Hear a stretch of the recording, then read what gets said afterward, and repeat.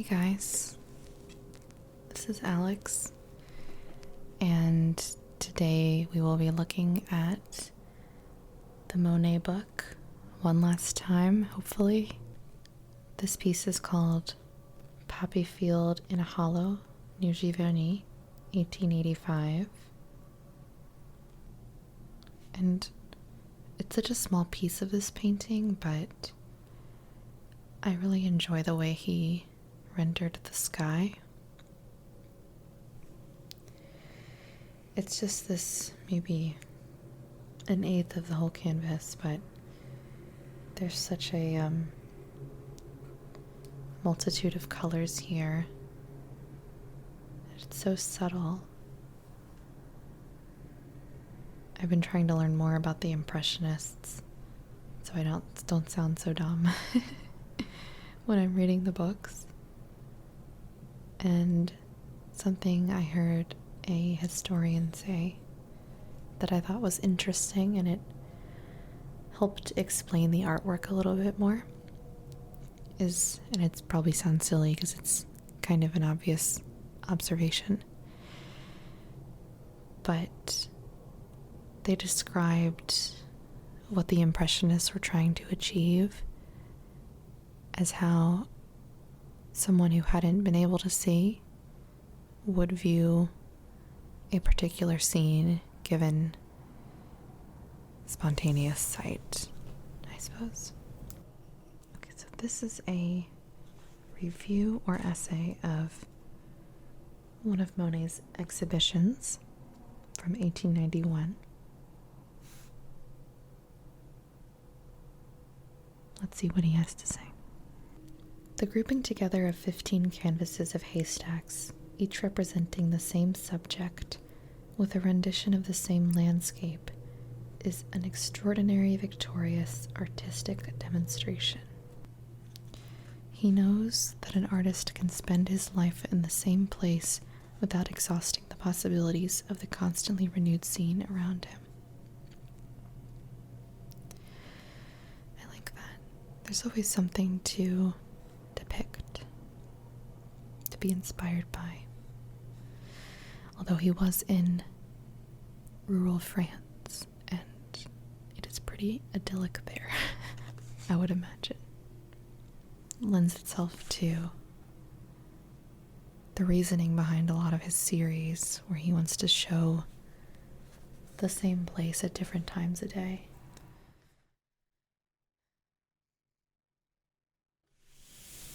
This is another piece by Geffroy, I think. Is Geffroy French? Because I hope I'm pronouncing that right. It's called Monet Service en Oeuvre from 1924, so this is either after Monet's passing or near. In 1894, Monet again saw his friend Cezanne, who came to stay at the inn in Giverny. Monet invited some friends to welcome him, and on the 23rd of November he wrote, "We are on for Wednesday. I hope that Cezanne will still be here, and that he will join us, but he is so peculiar, so timid about seeing new faces, that I am afraid that he might not be of the company, despite his desire to meet you. What a tragedy that this man has not had more support in his life. He is a true artist who has come to lose too much faith in himself. He needs to be cheered up, so he very much appreciated your article." And so Cezanne returned to Monet after years of separation, accepted an occasional invitation from the comrade he had once again found, and thus one day he met Rodin, Clemenceau, Mirbeau, and me. He struck us all at once as an odd character, timid and violent, and emotional to an extraordinary degree. One time, among others, he gave us to understand the measure of his innocence, or of his confused mental state, when he took Mirbeau and myself aside to announce, with tears in his eyes, "Monsieur Rodin is not a proud man. He shook my hand, a man who has been decorated. Better still, did he not, after lunch, get down on his knees before Rodin, in the middle of a path, to thank him again for shaking his hand? Why am I emotional reading that? Full disclosure, I finished my semester of grad school this week, and I'm just still kind of reeling from finals, and stupid things are making me emotional, but it's crazy to think about another revered artist being so awestruck by a contemporary. But it's touching in a way, isn't it? Okay, so this article, written by Lila Cabot Perry, is, I'm assuming, kind of an obituary for Monet, because it begins with the phrase, "Monet is dead. How well I remember meeting him when we first went to Giverny in the summer of 1889. I had been greatly impressed by this, to me, new painter, whose work had a clearness of vision and a fidelity to nature such as I had never seen before. The man himself, with his rugged honesty, his disarming frankness, his warm and sensitive nature, was fully as impressive as his pictures, and from this first visit dates a friendship which led us to spend 10 summers at Giverny." Wow, that sounds pretty cool. I think she has been referenced in other parts of this book as the owner of several of the pieces shown in color plate and black and white plate.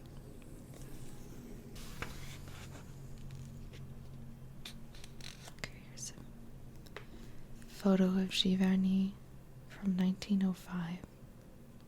And we can see those two portraits of the woman, the mirrored portraits. I think you can visit Giverny still. I think you can go there and see the gardens, which sounds really cool. Monet was a man of his own opinions, though he always let you have yours and liked you all the better for being outspoken about them.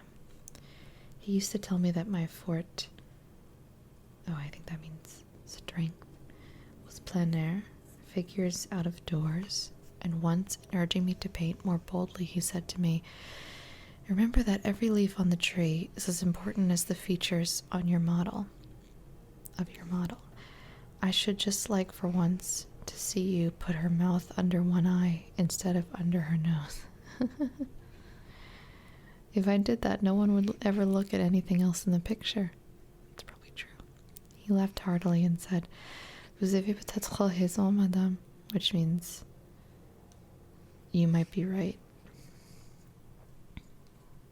In spite of his intense nature and at times rather severe aspect, he was inexpressibly kind to many a struggling young painter. He never took any pupils, but he would have made a most inspiring master if he had been willing to teach. I remember his saying to me, "When you go out to paint, try to forget what objects you have before you, a tree, a house, a field, or whatever. Merely think, here is a little square of blue, here is an oblong of pink, here is a streak of yellow, and paint it just as it looks to you, the exact color and shape, until it gives your own naive impression of the scene before you." That's really great advice. It's something that was always reiterated to me and my peers when we were starting out, learning how to draw. And I think that's probably, other than not being hard on yourself and giving yourself plenty of time, it's probably the best piece of advice to give to someone learning how to draw from observation, is just to draw what you see, not what you think you see. It's hard to get in the habit of doing that, but it's really the key. And sometimes you have to remind yourself, even years later, am I drawing what I'm seeing, or am I drawing what I know is there?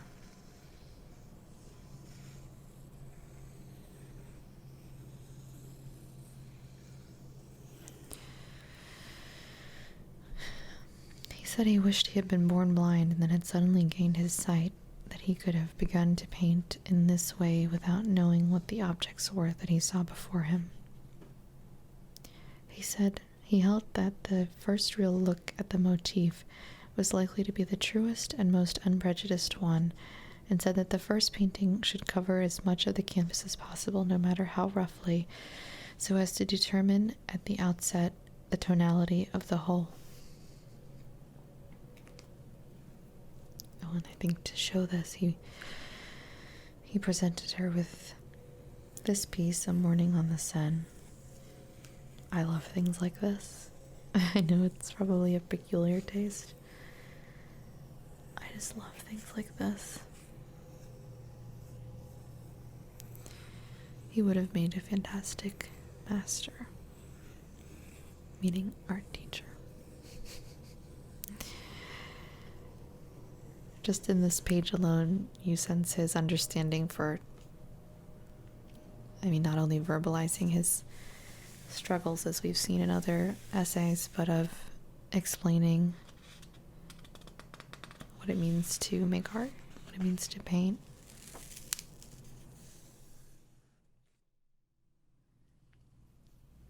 How about this electric stripe of yellow, and then this reflection of the sunset on the water? Beautiful. Okay, Creuse. Okay, I'm curious about where this is.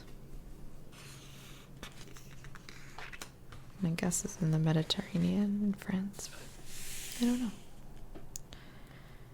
It's a painting of Giverny in 1890. This is two women in a canoe. This one is really stunning. Look at the very slight reflection on the water here of the boat. That's really cool.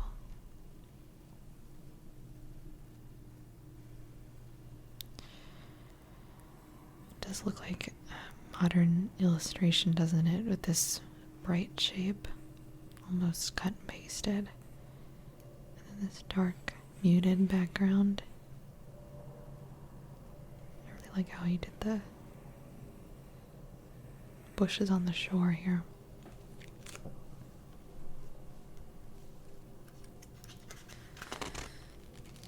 Okay, here are the haystacks. It does look like a gem. This one in particular, with these pastel colors.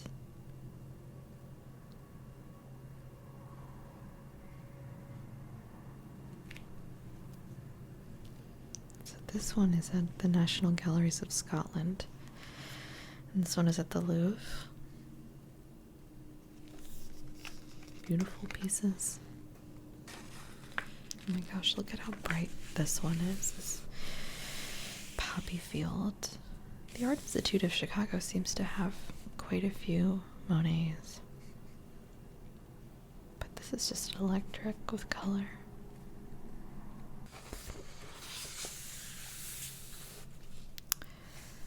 Wow.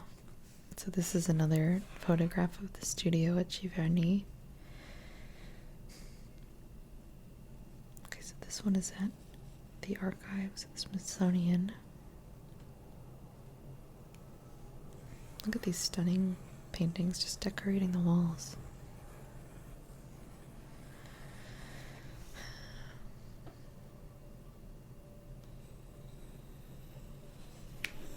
It's hard because I want to read everything, but I know that we don't have that much time.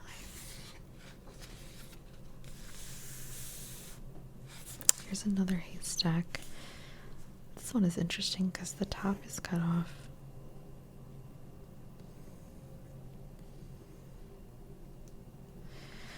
Okay, So this piece by William Fuller describes Monet's method, which is interesting.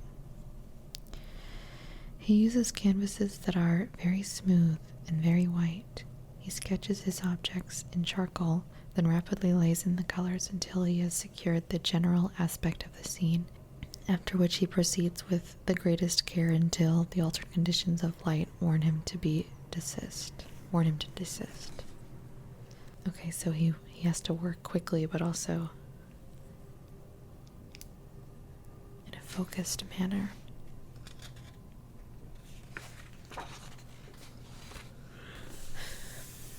Here's a photo of Monet from 1899. It's a neat photograph, huh?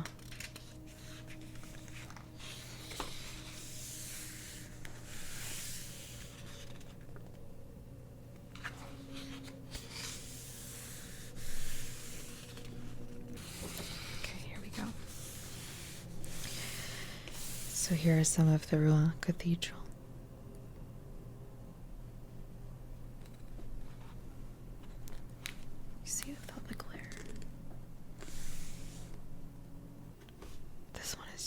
I mean, all of them are masterpieces, but the amount of depth he created with the way he used texture and very slight color change in this.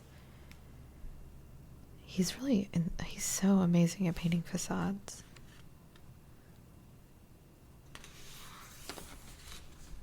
So here's a little painting of a meadow at Giverny. This is the church at Vernon.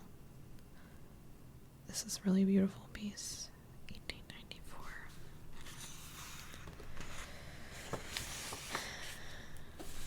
Oh my.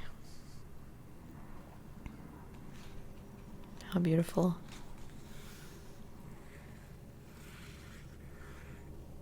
I'll take that one.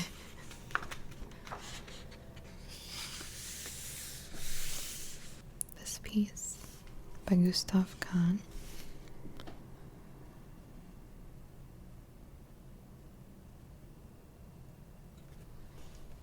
He writes about a trip that Monet and Pissarro took to London. Camille Pissarro took to London early in their careers,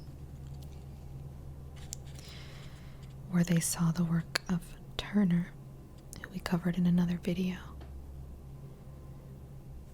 Turner was a little bit before the time of the Impressionists, but his work is considered extremely ahead of his time, whether or not they were wont to admit it.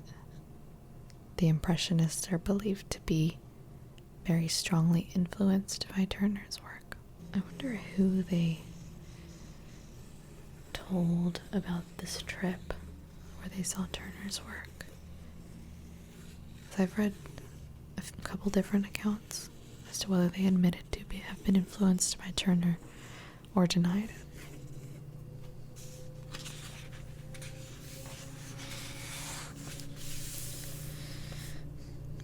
There's the famous Houses of Parliament at sunset. This is the National Gallery of Art in DC. There's another piece. It's the National Gallery of Art. So this article is saying that these two pieces were part of a series that Monet did. Paintings of the Thames.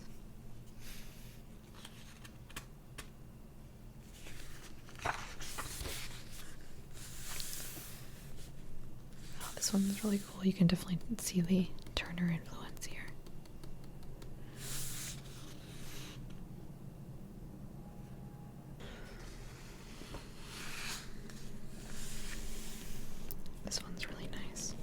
It almost reminds me of the Hudson River School, which is an American school of painters.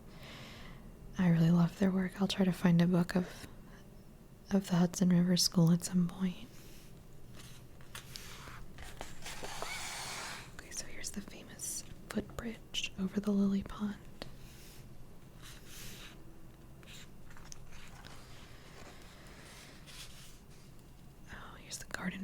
Giverny.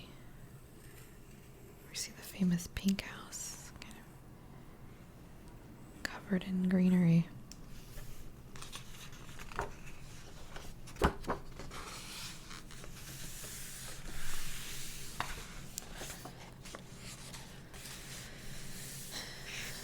There's a picture of the Japanese bridge.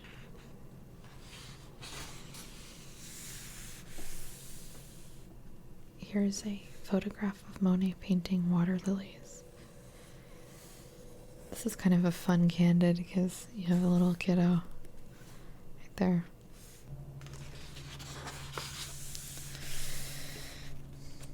There's another black and white plate of the Houses of Parliament. This is such a cool series. Maybe just because I've never seen them in person and they're not familiar to me. But the Houses of Parliament, they're so imposing looking. And to add the drama of the shadow, and it just really works for the skyline in my opinion. Okay, here's the Waterloo Bridge. Look at this. This is stunning. It's kind of like shades of the harbor at Le Havre, but it's a really beautiful painting. Okay, now we're getting a little bit into the water lilies. Oh, and here are some more of the Houses of Parliament. Even more impressive in color. This is magical. Sun breaking through the fog.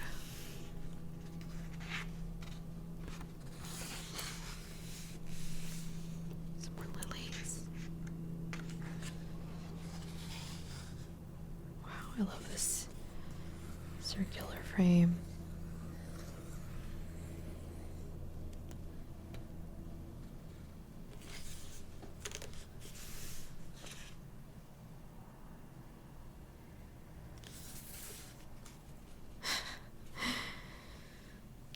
Monet's quotes are pretty intense.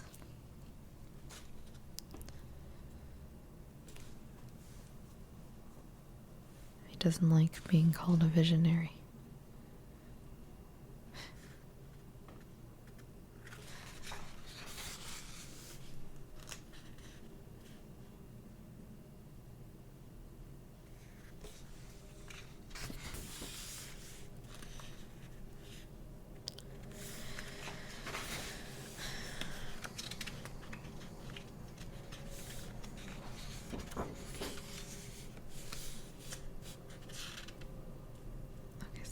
An earlier piece, 1864.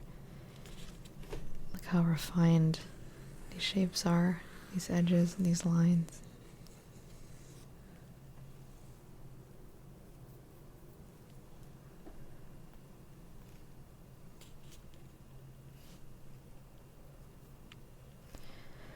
I wonder if this is a painting he did when he was at Gleyer's house, and I'm sorry, I still don't know how to pronounce that.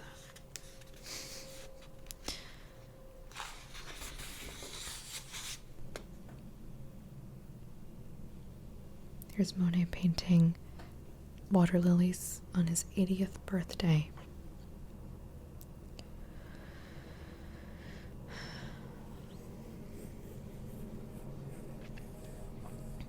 So these canvases, and they have a few images, were built to be, or at least some were built to be panoramic. It's just such a modern idea. Okay, so here are some photos of his studio, and you can kind of see the shape of the canvases.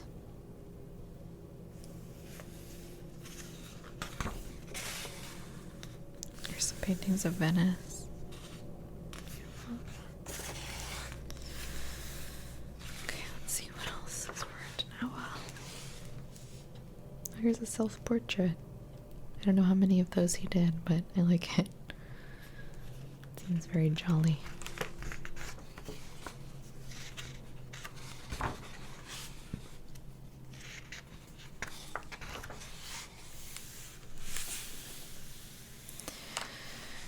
So here's an image of water lilies, or one of the panels of water lilies. At this time, Monet was also beginning to lose his eyesight. I believe he had cataracts, so he wasn't able to see that clearly. So this author writes, none of the paintings had been executed in the full light of noon. The effects were all either those of misty daybreak or mid-morning, with a very soft light and no mist, or of afternoon with the setting sun, or of fading daylight, twilight, or night. This alone was enough to allow the motifs to be seen in an unimaginable variety of aspects. So he adapted the way he worked, because he didn't believe he could trust his eyes to render color accurately. Wow.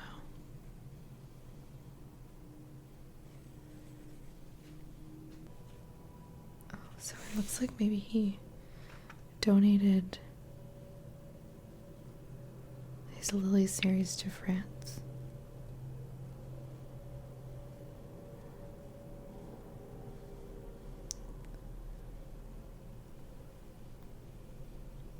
Looks like there was a question as to whether he would gift it to someone in America. It's probably good that he didn't. He's so beloved by the French.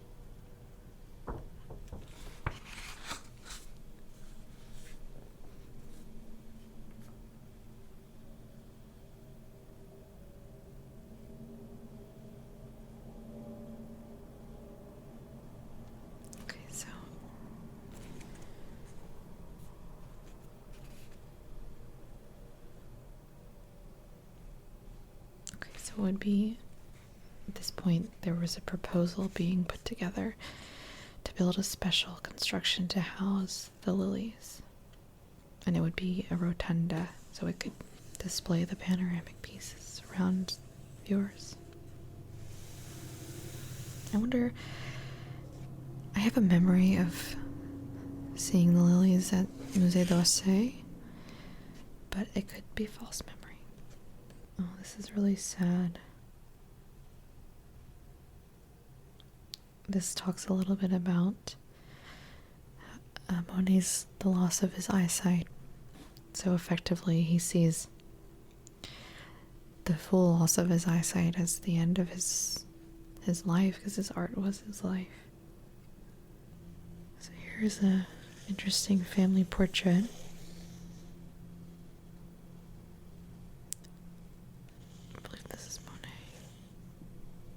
This is really making me want to visit the Giverny gardens.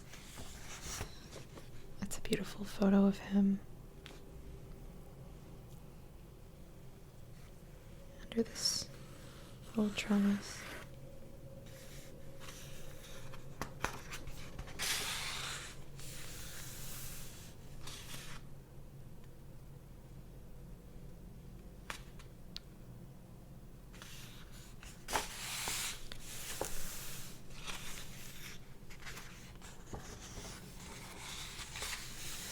The water lilies.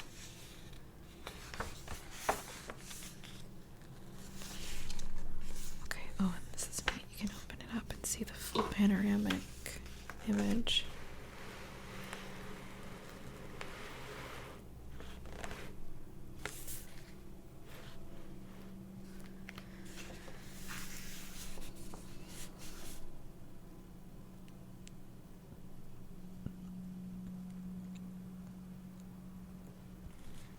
So,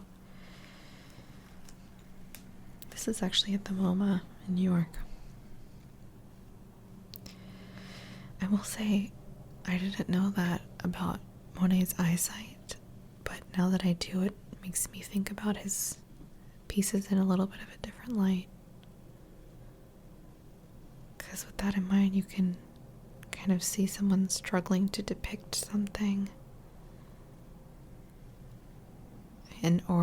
Or I'm just overly reading into it, because now that I know that, it could be either one.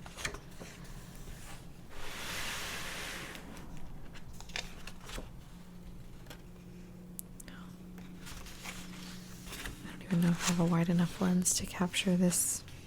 I don't.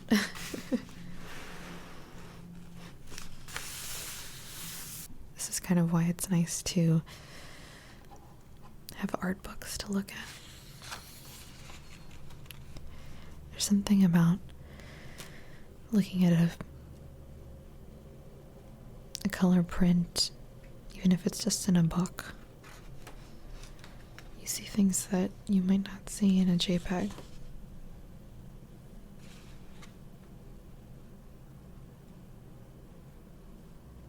Yeah, these are really incredible.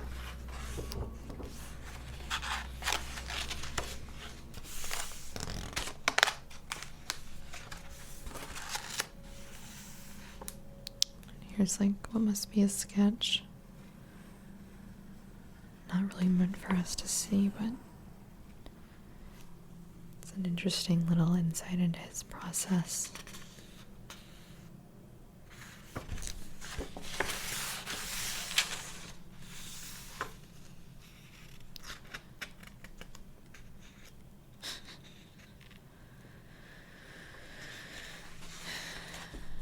These photographs are beautiful. This is Luncheon in the Grass, which we looked at in another video.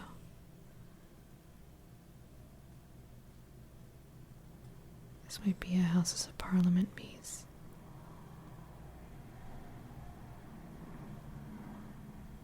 You can really see the scale of this painting here compared to these two guys. Jeez. Monet and the Duke of Treves.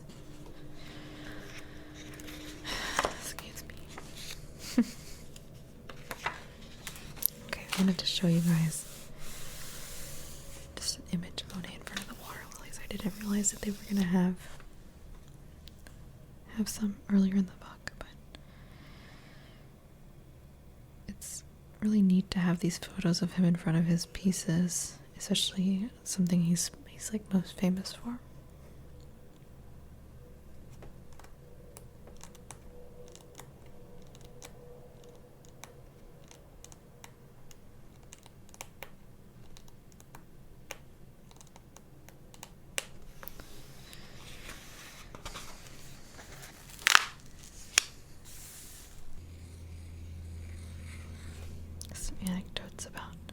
Anecdotes from Monet's friends.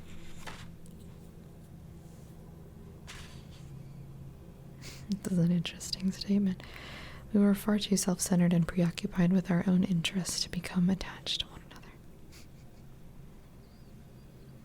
There's a caricature by Monet, I'm assuming. Even a caricature is so elegant. This is by Henry Vidal,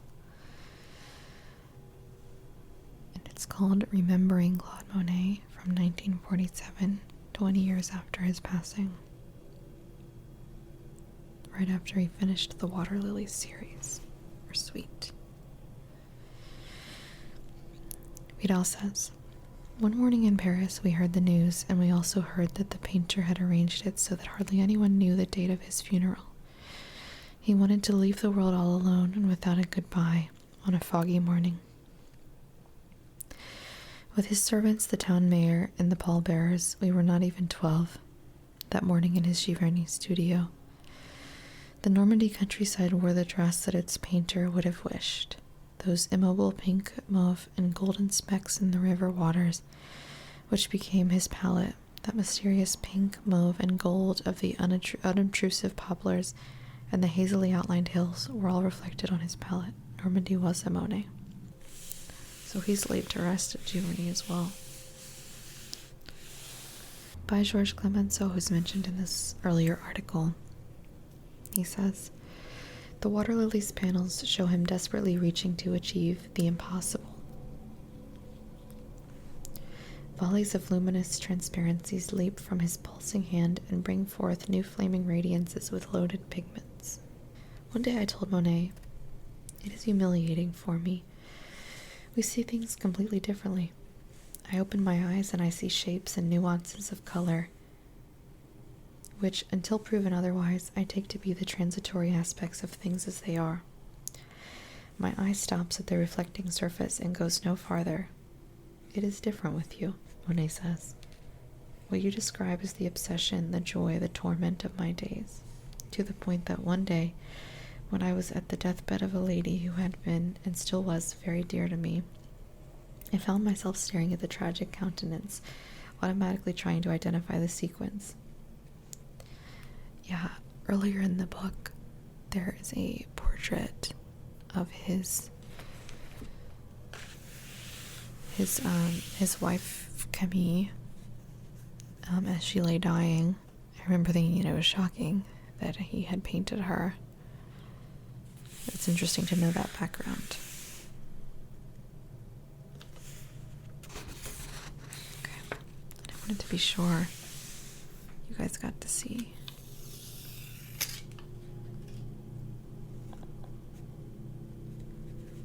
This image of the water lilies in Rotunda. Oh, okay. Orangerie. So he began this process by having his large studio built. When he gave the word, it meant that he had taken his decision, and for that decision to be taken, the painter had not only to overcome the objections of his severest critic, but to feel the touchstone of execution for one last time. For one last time.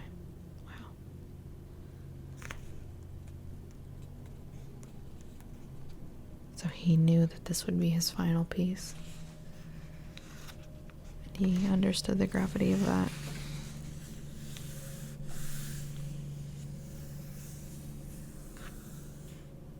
So as we reach the end of the book, the editor chose to include some pieces that reflect on Monet's work in the greater scheme of art history and who he influenced that followed him.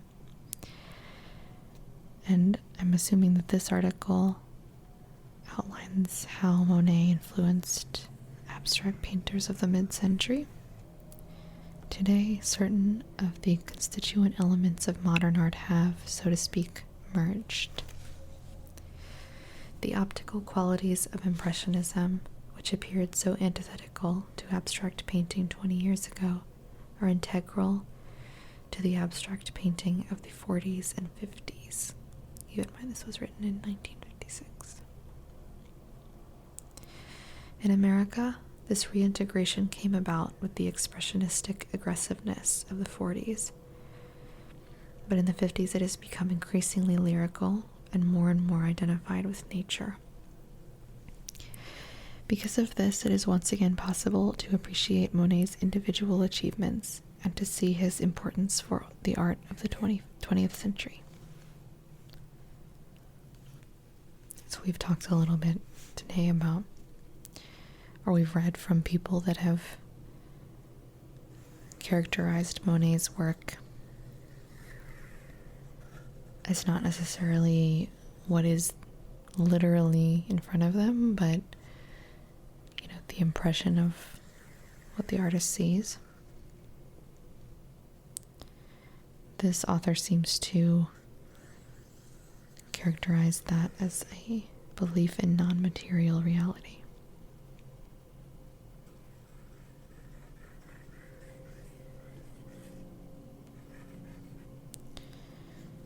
This is getting very weedsy. But he says that the physicalistic theory of Courbet toward the metaphysical naturalism which motivated the early painting of Mondrian and Kandinsky, and you know those guys, or at least you know their work, you've seen it, and which is so much alive in the present moment, can be attributed to Monet.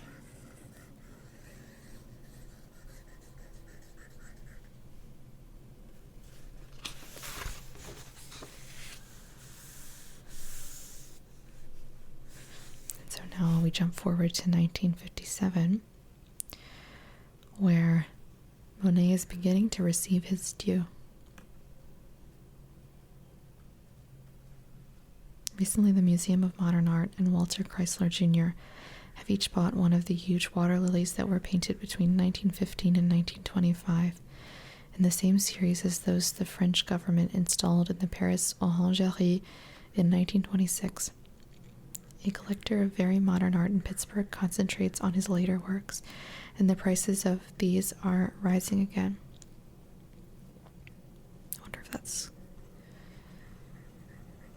the Carnegie Mellons. Even more important, their influence is felt, whether directly or indirectly, in some of the most advanced painting now being done in this country. This is interesting. It used to be maintained that Monet had outlived himself, that by the time he died in 1926 he was an anachronism. But right now, any one of the water lilies seems to belong more to our time and its future than do Cezanne's own attempts at summing up statements in his large bathers. Thus, the 25 years difference in dates of execution proves not to be meaningless, and the 20 years by which Monet outlived Cezanne turn out not to have been in vain. Okay. Some classic art critic world stuff. In Monet, on the other hand, we enjoy a world of art, not just a vision, and that world has the variety and space, and even some of the ease a world should have. That's a nice way of putting it.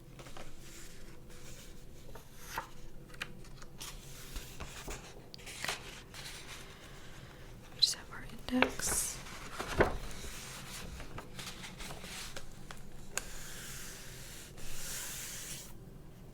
Alright guys, thank you so much for sticking it out with me in this third and final installment of Monet, a retrospective. I do recommend checking this book out. It's really interesting the way it's structured, and the color plates are really beautiful. So I will see you next time in the next art history ASMR video. Good night.